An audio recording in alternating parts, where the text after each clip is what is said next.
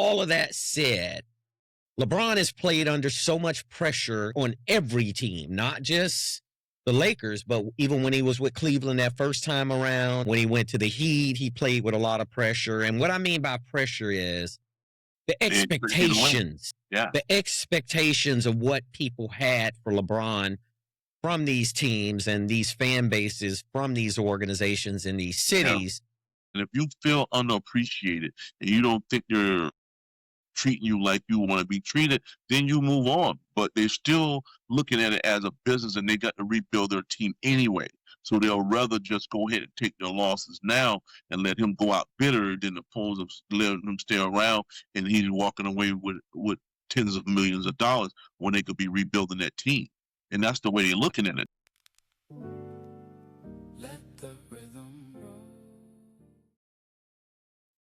Before we talk about LeBron being the greatest scorer ever and the greatest longevity for a player ever, we're going to talk today about LeBron James' decision to leave the Lakers. LeBron has played under so much pressure on every team, not just the Lakers, but even when he was with Cleveland that first time around, when he went to the Heat, he played with a lot of pressure. And what I mean by pressure is the expectations, the expectations of what people had for LeBron from these teams and these fan bases from these organizations in these cities, that just put extra added pressure. And then, you know, LA is like the second largest media market in the country behind New York. But here's the thing. When you're in a huge media market, he has already proven that he could play. He's already proven that he can win a championship here.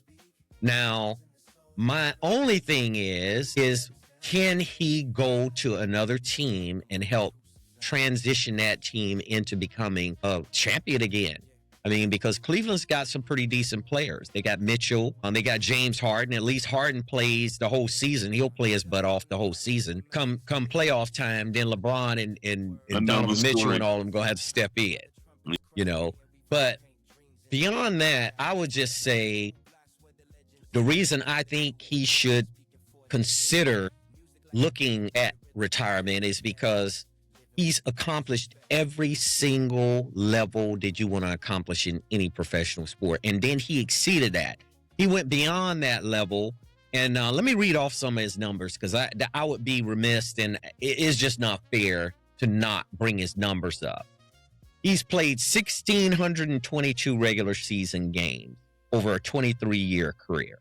And he's been pretty healthy over that 23-year career, by the way. He hasn't been injured a lot. A lot of players, they go in and out of injuries. It just keeps them down their whole career. He's never had that to affect him because he's taking care of his body. He eats right. He stays in the best conditioning that you can have for a player. Averaging 26.8 points a game, 7.5 rebounds, and with a 50.7 field goal percentage.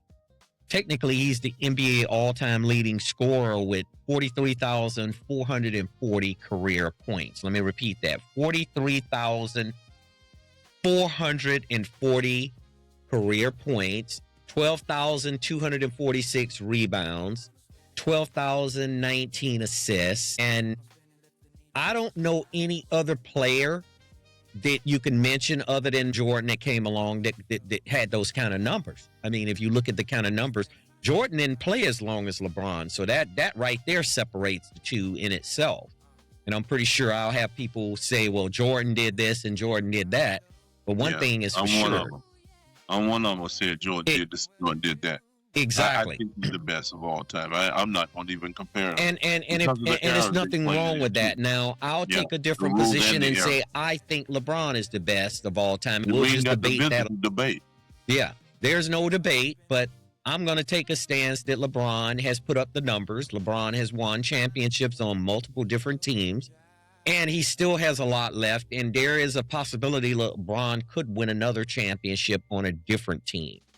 And you look at his playoffs, 287 games, averaging 28 points a game, 9 rebounds, 7.2 assists, 4 championships, 4 most valuable players. See, that's where 4 finals most valuable players, and 21 all-star selections. You know, that's where the cutoff should lie. right there before you get into all the details. That's where the cutoff should lie. And that's why I say there's no comparison. You're reading over all these numbers, all of these years he played.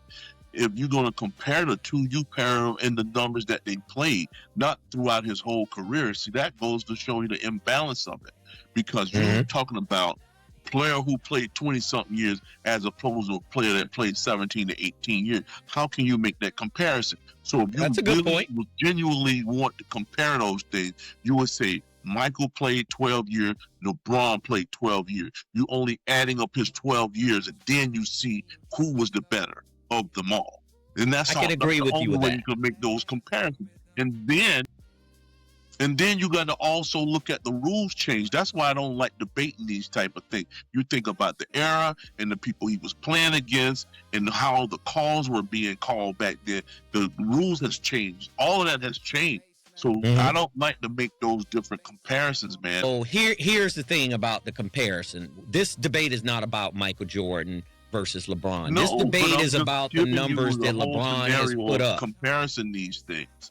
However, the numbers that LeBron has put up applies to what we're talking about LeBron playing as long as he has, and he's moving on to another team. That's what I'm talking about. I'm not talking about a whole different side debate on who's better, because we have enough time to discuss that. Like you say, once he wraps his career, then we can get back down to the nitty gritty and we can talk about the comparisons of the amount of years that they play. Like, for example, you said 12 years or 15 years. We'll compare LeBron's years to Jordan's years. That's a whole nother debate. I'm talking about what he's done over his time in the NBA up until now, to the point that he's deciding to leave the Lakers.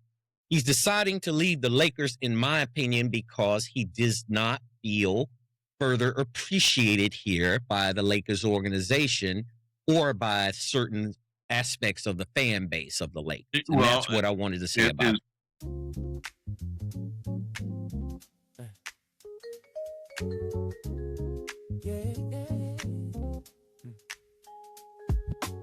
Late night lights, city still moving. Baseline ride, got the whole room grooving. Real talk only, yeah, we still proving. Built this from the ground, now the whole world watching what we doing.